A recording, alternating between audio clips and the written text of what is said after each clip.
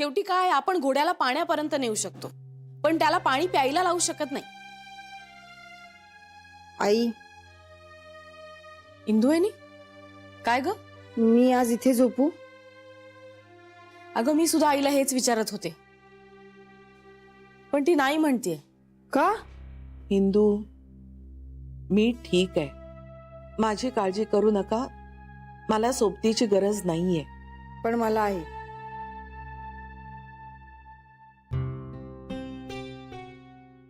आई, काही सुचत नाहीये. खूप अस्वस्थता येते. सर राग येतोय ना शरयूचा. शरयू, आपली शरयू असं कसं वागले आपल्याशी? असा विश्वासघात का केला तिने? म्हणजे तिला एकदाही आपल्याशी असं बोलावंसं वाटलं नाही? राहून राहून ना मनात सारखं हेच येते माझ्या. तुम्ही सगळ्यांना जरा जास्तच विचार करताय, ओव्हर रिॲक्ट होताय. आई, दुर्दैवाने रिॲक्ट होण्यापलीकडे आम्ही दुसरं काहीच करू शकत नाही.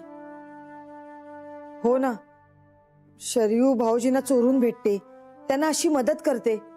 आम्ही काय करणार? हातावर हात धरून बसणार, मनातल्या मनात चरफडणार, रागवणार आणि हवं असेल तर तिला बोलणार.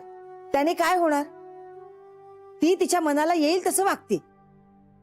हो बरोबर आहे, करू देत, तिला जे हवं ते करू देत. जा म्हणाव त्या कांताकडे आणि राहा त्याच्या व्यसनांबरोबर, म्हणजे मग कळेल तिला आईचं किती बरोबर होतं ते. हा, तेव्हाच कळेल आईंचं किती बरोबर होतं ते. तेव्हा आपोआपच डोक्यावर हे भूत उतरेल. हो, पण श्रीनीच तिला निर्णय घ्यायला सांगितलाय ना, हे अगदी बरोबर केलं त्याने. आता जरा सारासार विचार करेल त्याचा. पण श्रीचं मला ना परत कौतुक वाटलं. सगळ्या चिडल्या होत्या, पण तो मात्र भावनेच्या आहारी गेला नाही. शांतपणे सगळं ऐकून घेतलं आणि मग जे बुद्धीला पटेल ते बोलला. त्याला काय कमी त्रास झाला असेल शरयूच्या अशा वागण्याचा? कमी धक्का बसला असेल? पण तो कंपोज्ड होता. शरयूला त्यांनी विचार करायला वेळ दिला. मी नसते असं करू शकले. शरयू असं काही वागेल असं वाटलंही नव्हतं मला. आई, तरी पण मला असं वाटतं तू एकटीने नको. बेबी, मला एकटं राहायचंय. काही गोष्टी शेअर करण्यासारख्या नसतात. मला एकटीला बसू दे प्लीज.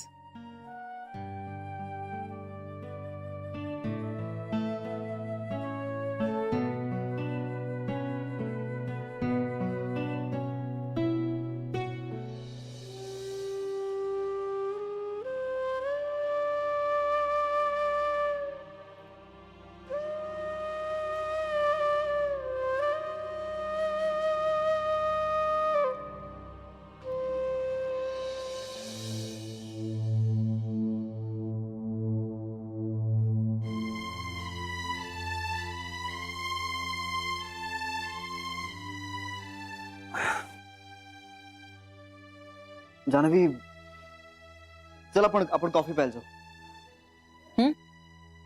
आत्ता? का? आपण आधी जायचो ना? नाही, ऐक, तसं नाही. म्हणजे आपण आत्ता घरी असायला हवं ना, असं मला वाटतंय. माझं आज कशातच लक्ष लागणार नाही. मला छोट्या आईचं काही म्हणणंच कळत नाहीये. म्हणजे तिला आई आजीचे सगळे उपकार मान्य आहेत आणि दुसऱ्या बाजूला तिनं घालून दिलेले नियम पाळायचे नाहीयेत. अरे याला काय अर्थ आहे? मला तिच्याकडनं खूप जास्त समजूतदारपणाची अपेक्षा होती. स्वतःच्या हिताचा विचार स्वतःला करता येत नसेल तर मग आई आजी करते ना, पण मग तिच्या विचारानुसार सुद्धा वागायचं नाही. याला काय अर्थ आहे? तिला म्हणावं स्वतःचे ठाम निर्णय घे आणि मग वाग तसंच.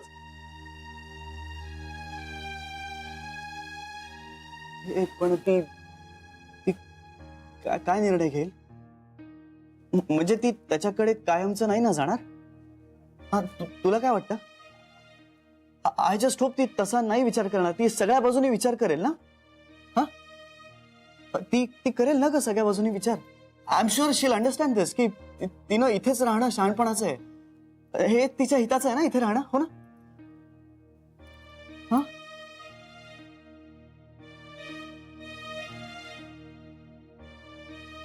आत्ताची परिस्थिती पण अशी आहे की मी कशाचीच खात्री देऊ शकत नाहीये. जान्हवी, छोटी आई घराबाहेर पडली तर नाही नाही जान्हवी, मी असा विचारही नाही करू शकत. म्हणजे मला सहनच नाही होणार हा विचार. सगळ्या जणी खूप कचतील ग, खूप कचतील. जान्हवी, मला छोटी आई आपल्या घरात राहायला हवी. माझी छोटी आई घरात हवी आहे मला. ती ती काय विचार करेल, काय निर्णय घेईल ग? ती ती राहील ना? तुला काय वाटतं?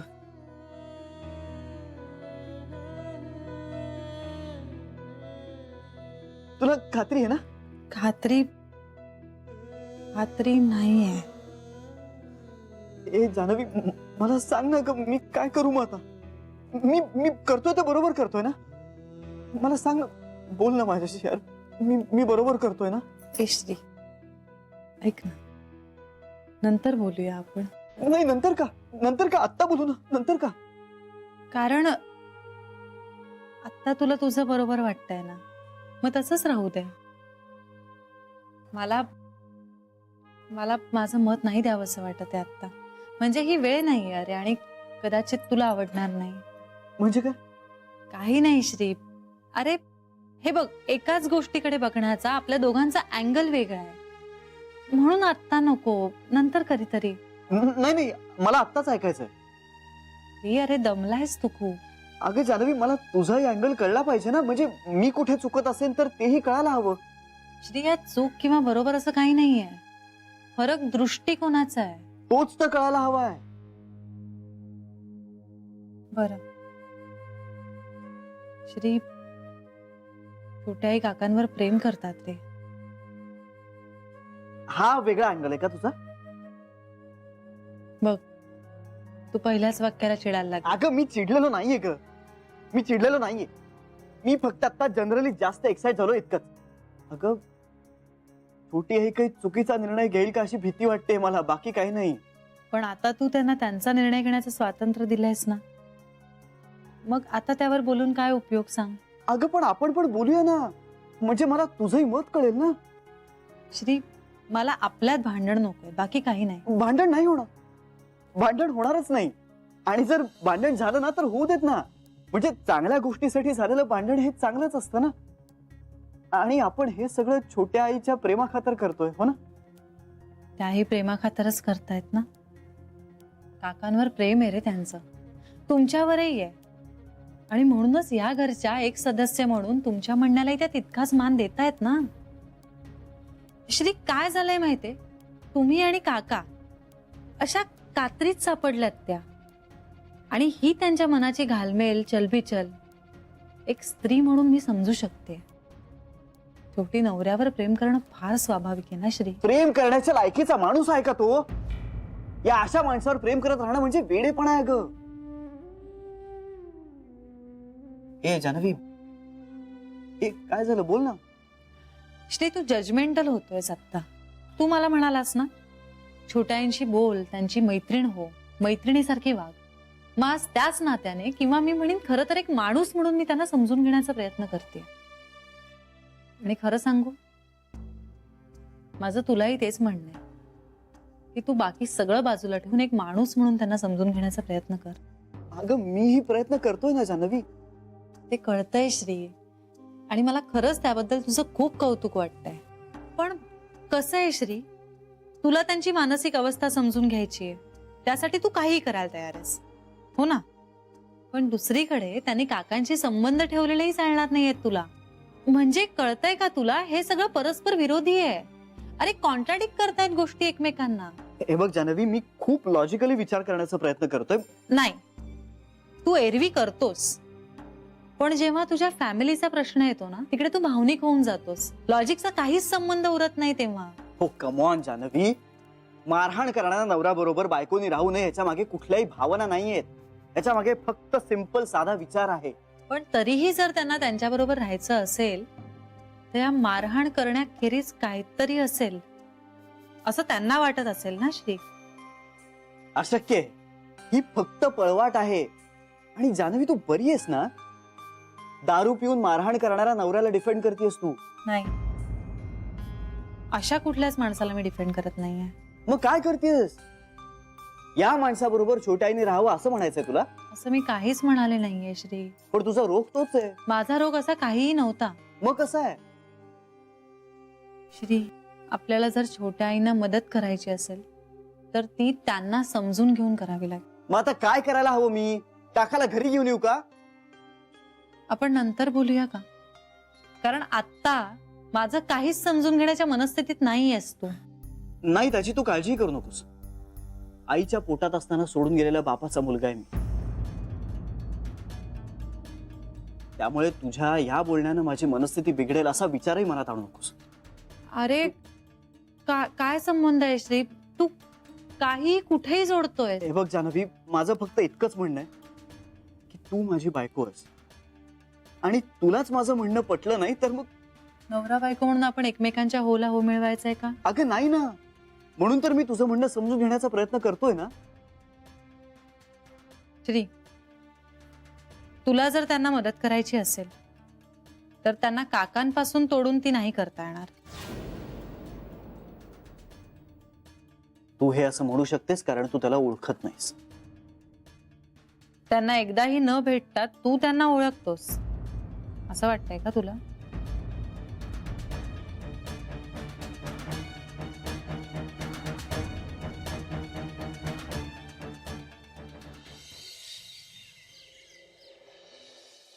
शरू, अगं शरू झोपलीयस अजून? उठ बरं, सगळे वाट बघतायत चहासाठी. ताईने वर पाठवलं शेवटी मला. अगं उठ ना शरू, उठ. अगं शरू, अगं खूप ताप आहे तुला. ताप भरलाय की? इच्छा नाहीये. हं? इच्छा नाहीये. काय काय म्हणतेस? इच्छा नाहीये. हं? इच्छा नाहीये. हे बाई, इच्छा नसली ना तरी चहा घे तू. औषधं घेता येतील ना ग? शपथ घातली श्री, मला जगण्याची इच्छा नाहीये आता.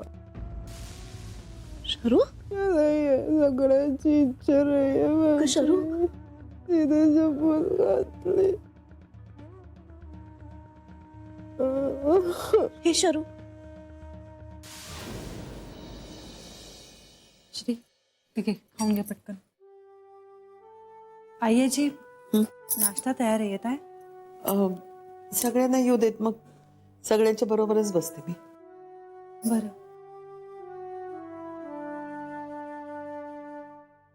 श्री, अरे आधी गरम गरम खाऊन घे ना. अगं मी जरा 2 मिनिटानंतर खातो. हा, जानवी, अगं तुला ऑफिसला जायचंय ना, तू खाऊन घे पटकन. शरयूसाठी मी थांबते.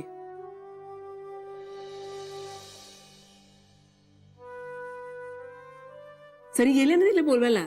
येतील आता दोघी जणी. नाही, मी थांबते छोट्या आईंसाठी. जानवी, मला पण सगळ्यांबरोबर दे ना. आत्ता प्लेट ठेवून दे. ताई, आई, हा? शरू तापाने फणफणते. ग्लानीतच येते बिचारी.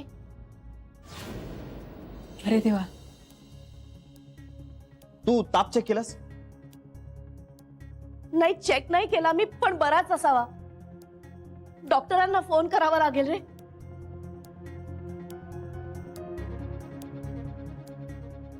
थांब, मी करतो.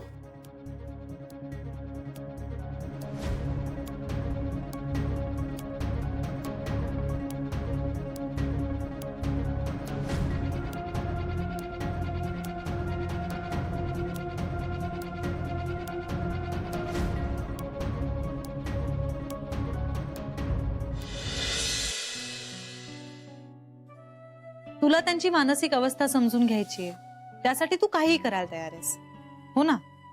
पण दुसरीकडे त्यांनी काकांशी संबंध ठेवलेलेही चालणार नाहीयेत तुला. म्हणजे कळतंय का तुला, हे सगळं परस्पर विरोधी आहे. अरे कॉन्ट्राडिक्ट करतायत गोष्टी एकमेकांना. तरीही जर त्यांना त्यांच्याबरोबर राहायचं असेल तर या मारहाण करण्याखेरीज काहीतरी असेल. तुला जर त्यांना मदत करायची असेल तर त्यांना काकांपासून तोडून ती नाही करता येणार.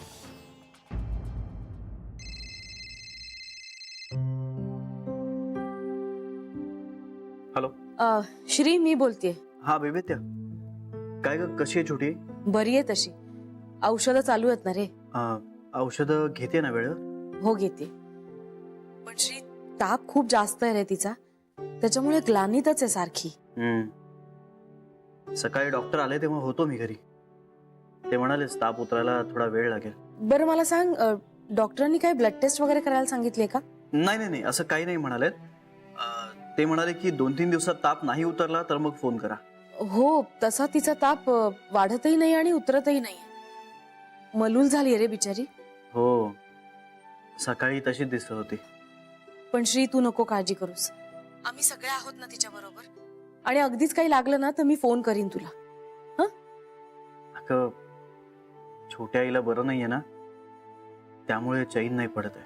हो रे, आम्हालाही चैन नाही पडत आहे इथे. बरं, आजी कशी आहे? ती बरी आहे. आता शरयू बरोबरच आहे. ओके. मला कळवत राहा आणि सतत ताप चेक करत राहा तिचा. हा, हो, करते तुला थोड्या वेळाने फोन. बाय. बाय.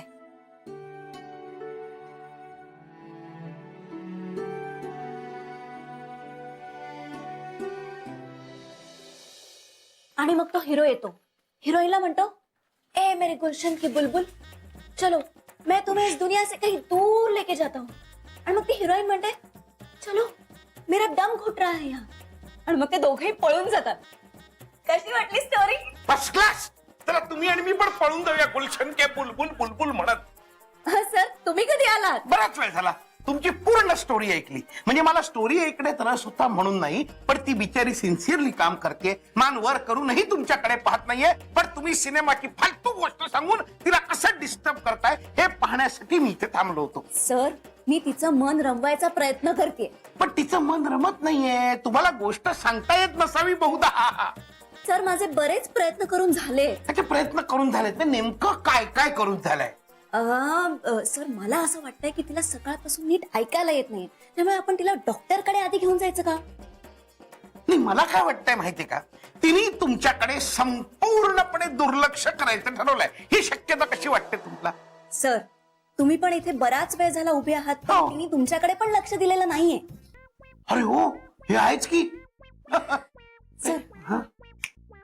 एक मिनिट. बापरे, काहीतरी बुद्धीचं काम आहे. सर समोर उभे आहेत. सर कुठे समोर उभे? अरे म्हणजे मीच. सर,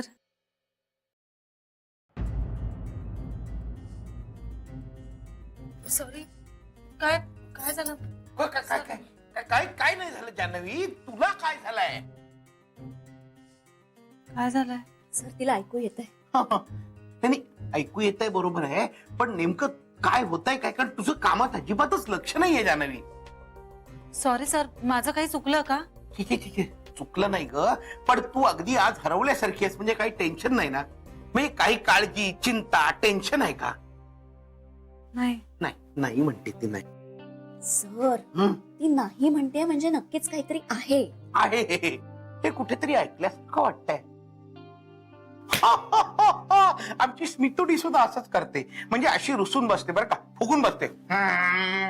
आणि समजा मी जाऊन विचारलं ना, स्मितुडी काय झालं, काही झालंय का, तर म्हणते नाही. मी म्हणतो ठीक आहे, नाही ना, उत्तम, चला असं म्हणालो की ती परत चिडते. म्हणते अहो मी नाही म्हणते याचा अर्थ काहीतरी आहे. जगातल्या सगळ्या बायकांचं असंच असतं का? समस्त बायांनो, हो किंवा नाही हे इतके सोपे सुटसुटीत शब्द सुद्धा तुम्ही का कॉम्प्लिकेट करता? नाही सर, म्हणजे मी खरंच ओके. मगाशी जरा प्री ऑक्युपाईड होते म्हणून. नाही नाही, हरकत नाही, काही हरकत नाही. पण काय काही टेन्शन असेल, चिंता असेल तर सुट्टी घे. सुट्टी घेऊन घरी जा. आणि ही मुभा काही ठराविक लोकांसाठीच आहे, सर्वांसाठी नाही, याची कृपया संबंधितांनी नोंद घ्यावी. नाही सर, संध्याकाळीच जाईन मी. ठीक आहे, ऍज यू विश. चालू द्या तुमचं. बुलबुलला घेऊन उडवा, तुम्ही पळून जा, काय करायचं. कशी वाटली स्टोरी? स्टोरी मस्त मस्त. हो ना? अगं तो हिरो होता ना,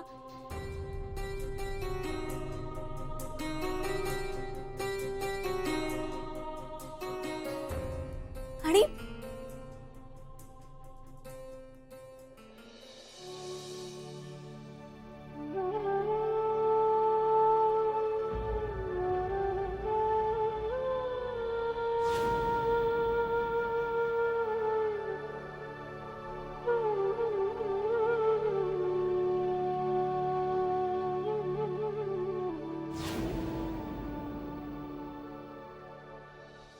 देवा, शरयूला या आजारपणातून लवकरात लवकर बरं कर प्लीज.